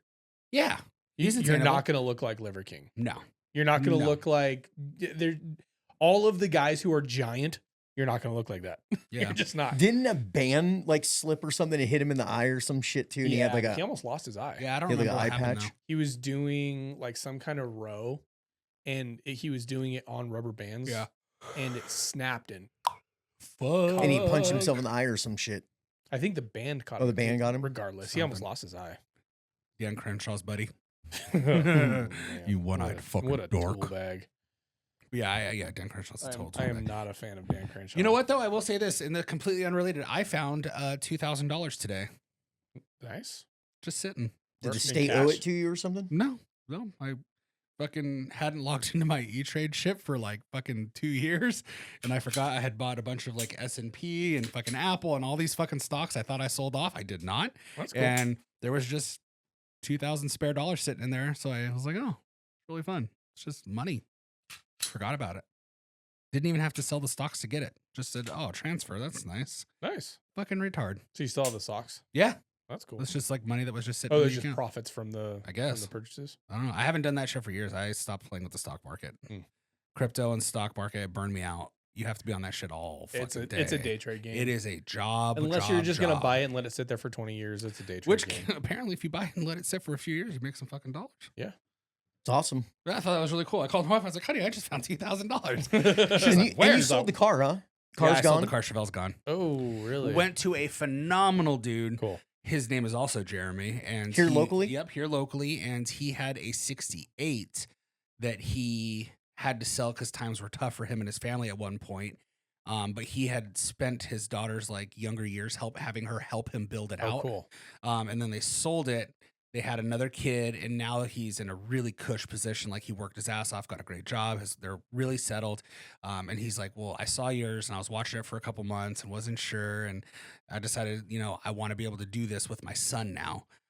So he bought it, and now his daughter and his son are going to work on it and build it up. And That's what you want. and he was honest. He's like, I don't know what kind of sentimental value this means to you, but we are going to show this car. We're going to turn it into a show car. Cool. And I was like, yeah, I don't give a fuck. This is your car. Yeah. You just bought it. I don't give a shit. He even called me the other day and was like, hey, I took the original, because I had the original 66 California plates. That car was made in Fremont. Yeah. Got plates put on it when someone bought it, and then boom. I've got the original plates on my Jeep as well. Yeah. He called and he said, do you want one of them? And I was like, no, keep them. I said, will it help you show the car? He said, oh, it definitely will. Yeah. And I was like, keep them. I don't fucking have any sentimental value to that car. Take it. Where'd you buy it and how'd you get it? Man, I hit the jackpot when I was younger. I made good money moves and worked hard and had just like hella money. And I claimed early retirement in California. I was like, fuck it, I'm done. I don't have to work anymore. I'm not going to work. And then I was like, I need a project. So I was like, I want a Chevelle. My original plan was, as a kid, I remember thinking like, if I can get a 69 Camaro SS, I'll know I made it. Like that was my dream car. That was like a status thing for me.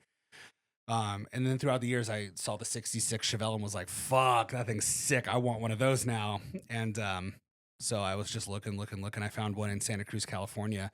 And the guy was asking like $25,000 for it. And I was like, I don't really want to pay $25,000 for it, but I want it. So I went to the bank and I took out $19,000 cash and went to his house, met him, and told him, I have cash on me right now. I'll buy this car for $19,000. He's like, no, I know what I have. I know the worth of this car. Throw that cash and down. I literally I pulled out the envelope and just started flipping through it. And I was just like, yep, counted like a couple thousand. And I was just like, boom, set it on his kitchen table and just looked at him. And I was like, it's up to you, dude. Like, I'm not going to spend a dime more. So if you need to sell this car. And he's like, look, dude, like full transparency. Like I'm in a pinch. Like my business is tanking and I need to make payroll. And so it's fine. Let's do it. So I was like, cool. That's a great way to negotiate. Be willing to walk away and show them the price that you're willing to pay. Yeah. I was like, I got hella money on me, dude.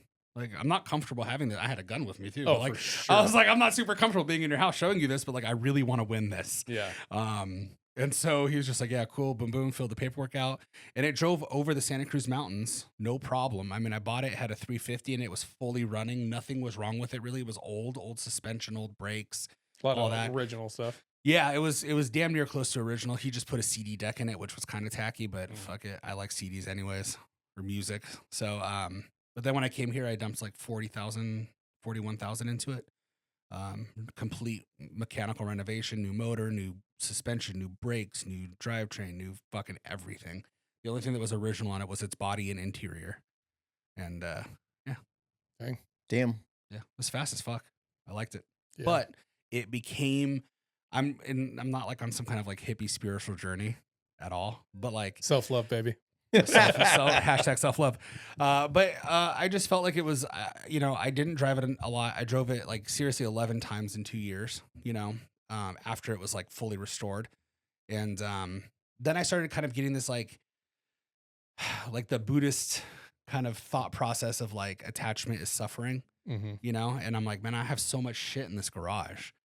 so much shit in this garage that it's shit. Like, look at this. Oh, here's a fucking $300 hockey stick just sitting there. Fucking shit. It's like Rob's gym. Yep. You know, and same. Like, I had a squat rack. I sold all that shit. I was just like, you know what? Oh, man, you should have told me about the squat rack. This is before the podcast was even going.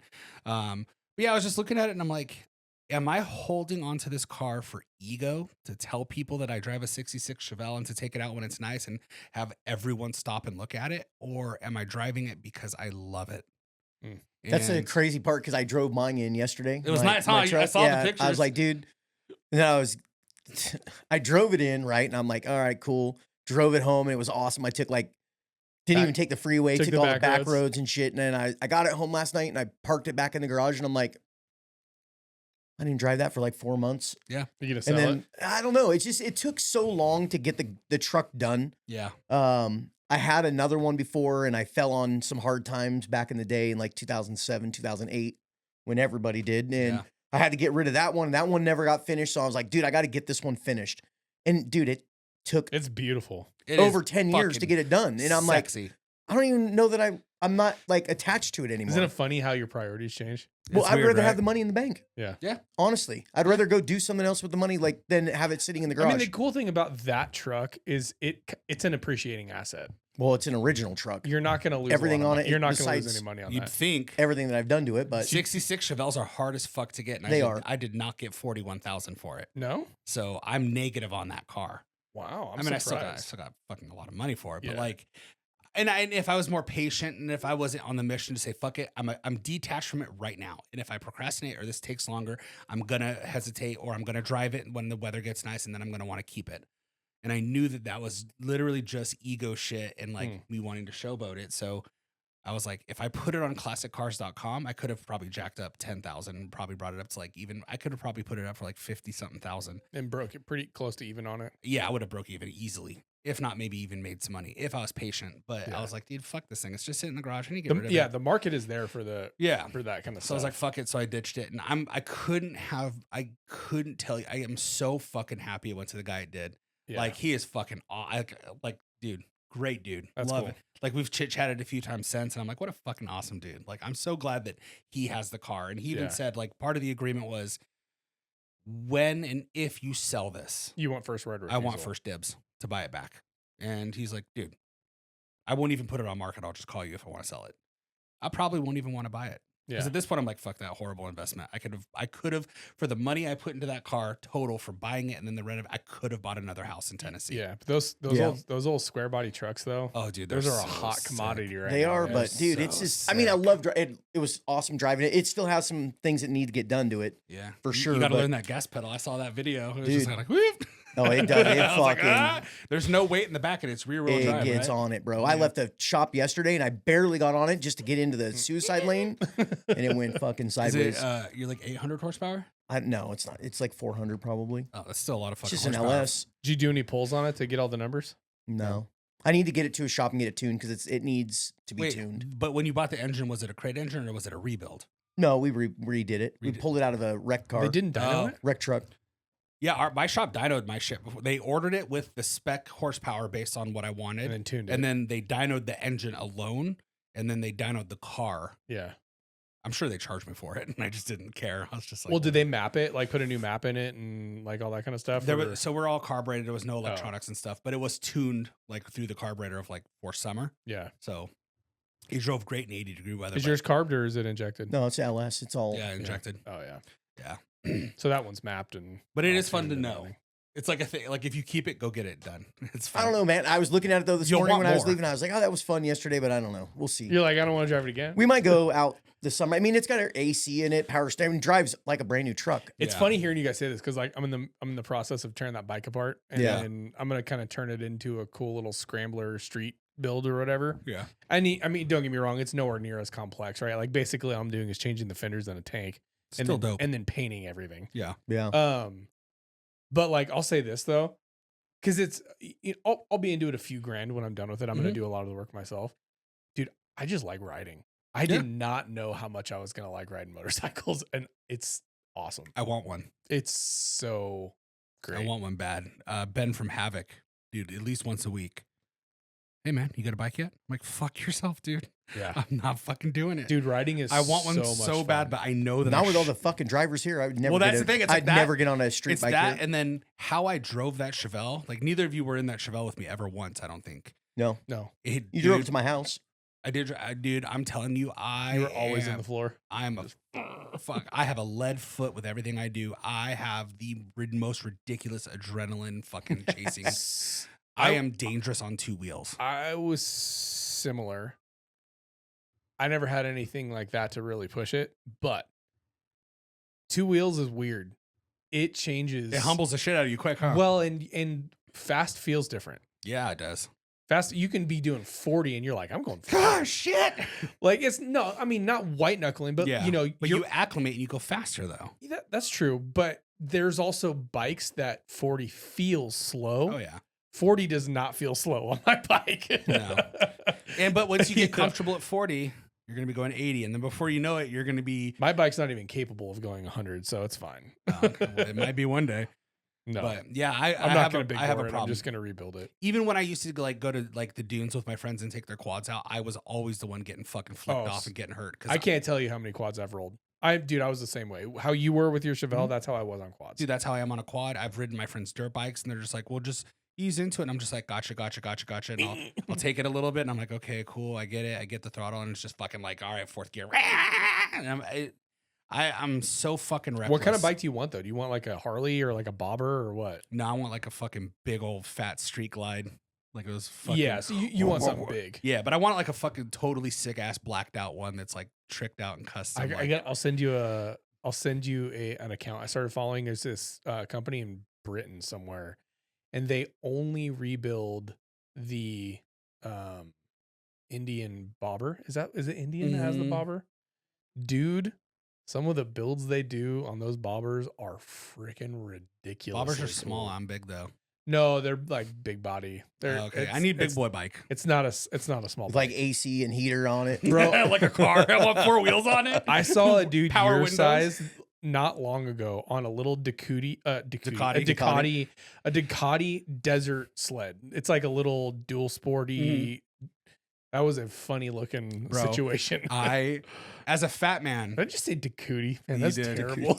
I still laugh when I see fat dudes on street bikes. Yeah, it's funny, man. It's just like, and I'm like, that thing's fucking angry. Dude, right I used now, to be dude. all into the street bikes. Like MotoGP kind of stuff. I had them all. Had everything. Did you ever do Harleys? tracks? All of them. Did you ever run tracks? No. Did motocross. I did all the. I could the get into freaking Harleys. I think that'd be Motar, cool. Fucking all of it. I could get into Harleys. I'm surprised you don't ride a Harley still, to be honest with you. Have no interest in it anymore. Really? Yeah. I just don't want to get fucking hurt. No. And I know I will. It's never. I have so many fucking friends who ride avidly, and It's not if, it's when. that's always it. And just like when Dude, people are I'm like, at the point where I just want to start selling off everything. Like, dude, I was looking at my gun collection. I'm like, You're turning into Matt Carricker. dude, All right, no, I'm guys. just like, dude, I really want to buy a house in Florida. Sherry, if you're listening, I'm sorry. bro, fucking But sell I- half your Does guns. she- You have a fat I down literally payment. want to buy a house on the Gulf Coast. Does she want to go to Florida? like a No, Sarasota area. She won't move there. No, like, Panama City Beach. no, not like that. Or you're talking like down. Or you guys want to be fair weather? Yeah, I like- just want to go there in the winter. That's all I want, dude. Yeah. Oh, it's winter here. Time to go. Yeah, Oh, it's summer. Let's go back to that's my Idaho. mind. She doesn't know this yet, but I'm gonna make it happen some way. Does she listen to the podcast? Because Because Erica Hella does not. I don't think very. I told often. Jordan not to. Really? She was like, "Should I subscribe?" I'm like, "You absolutely should not." So I don't know. I'm gonna figure this out, but I think I'm gonna dramatically, dude. I bought this. I was huge into bass fishing in California, and I'm like, I'm not bringing that boat out here where I'm not ever gonna use it.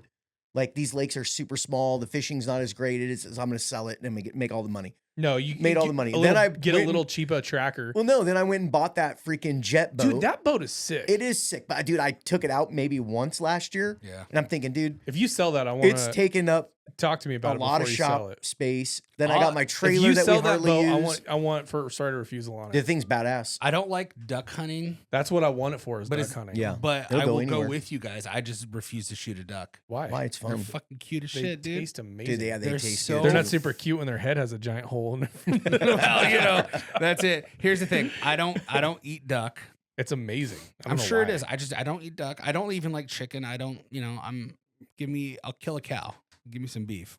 But See, cows are like dogs, and you still want to eat that, I don't want to pet the cow. dude. I cannot be around. You ever played with a baby cow? Dude, yes. They just want to suck on your fingers. It's I the cutest thing ever. legitimately cannot. This is why everyone's like, oh, yeah, get a farm slaughter cow. I can't. Because I will become attached, and that will become a pet. Would you ever hunt? Oh, I'm down to hunt because that's not a pet. And fuck deer. Nasty. Everyone thinks deer are like hella cute and clean and shit, and see them up close. I'll tell you like what, though, covered elk in the fucking wild, ticks. that's some of the coolest things. Oh, no. That's the coolest thing. you'll ever see. Unbelievable beauty. And I think that if an elk was even too close to me, I Do don't they even think make waders your size? Do you want to go duck hunting with us? It's nice and cold. You got to get big waders. a wetsuit, bro. We can, we'll go to Costco and get some saran wrap or something. Yeah, just Keep fucking the duct water tape on. my ankles You're closed, a bro. huge human. I'm a huge human in every aspect except my dick. Except my dick. Then I'm average. But yeah, no, I would go. I would go duck hunting. I have a shotgun. I want first right refusal on buying that boat for me though. That's Stand a in cool line. boat. There's so many of my friends are like, dude, if you ever get rid of it, I want it. I want it. I'm like, Bro, we'll put it up for sale. And dude, listen, I waited like 6 Has anybody months for said that first fucking right thing of when I moved refusal? here. Has anybody said those words? Yeah, well, I mean, you're probably the only one that I know that would actually pay for it. well, I think you guys should hold a fight club for it. Yeah, Oh, I'll do that. you got to fight Fucking Todd. I'll fight Todd. Who's Todd? Do I know Todd? No, it's crazy though. But I am honestly Todd. thinking about starting to Todd, this is a formal challenge, buddy. get rid of some of my possessions. I'm just like, dude, my knife collection too. I'm like, it just gets so Yeah. Well, you know, ridiculous. it's interesting when you talk to people who have had lots of things in life, Oh my goodness. and then when they really understand what is valuable, the things are not important to them at all. Yeah. Bro, I walked out with my shop. I have a lot of Milwaukee tools. Obviously, you guys know this. I have like 3 Milwaukee Don't tools. sell your It's like- Milwaukee tools. No, but dude, I'm going and I go out in my shed and I'm like, what is that? I open a box full of tools, brand new in boxes. Never used them. I'm like, I have shit like that. dude, what is going on here? This Yeah, is but the crazy. thing- I the gotta thing start with tool- selling this The shit. thing with tools though is having the tool will let you do anything. You can build anything. You can. Fix I know, anything. dude. I got a Milwaukee, or I'm sorry, a DeWalt planer. I think the thing's like $500 or $600. Those planers- brand new Yeah. in the box, Yeah. never opened. I'm Yeah. like, why did I buy that? when we were doing the SimShot remodel, I bought a multi-tool, like the vibrating little Oh, roto dude, the zip best thing. tool ever. I love him to death. Totally was like, fuck, I need one of these. I need to go buy one. Blah, blah, blah. Went out, bought a fucking really Never fancy used one. it. Blah, blah. No, went home and found one. Oh, you had it already. I already owned one. I didn't fucking Yeah. remember. I bought a brand new one. Used them both. Fortunately, fuck Home Depot, so I took it back. I mean, is that like I've got my table saw, you know, Dude. and my freaking and I pull them out maybe a couple times a year. But here's the thing: it would be so annoying not having it. Anyways, you're right. We're almost to 2 hours. We've been chatting, so Good episode today. it was fun. It was a good little talk. We only talked about politics for like a brief moment. If we know a Yeah, we realtor talked about in training and Florida, stuff. hit me up. I actually have a good friend of mine who's a realtor in Florida, and they're fucking good at their Really? job. I Yeah. really Cool. Clearwater is something that's intriguing to us. We really like Clearwater. How far is that from the Sarasota area? I don't know. I don't know the geographics of. I'm I've curious. been there, and that's about it. But we like it. Nice. Oh, I opened my phone. I'm not even kidding you. His Instagram was running. Really. It's always listening. It's like, oh, you want to talk to Christian or Maggie? All right, y'all. That's episode 29. You know what it is. No quarter pod on all the things. Help us get over that 1,000. Dude, the engagements are crazy again. I have 2 I know. people just shared it. They're like, dude, Love like, it. Reach out. reach if out you're to reaching us. out to if you're reaching out to well, you need to just log in. But whatever. Yeah, that's true. All right, y'all. We love you guys. Follow us, help us, share us, all the things. Big announcement next week. Yeah, hopefully. Yeah, it should be next week. Yeah. All right, guys. We're out. Out.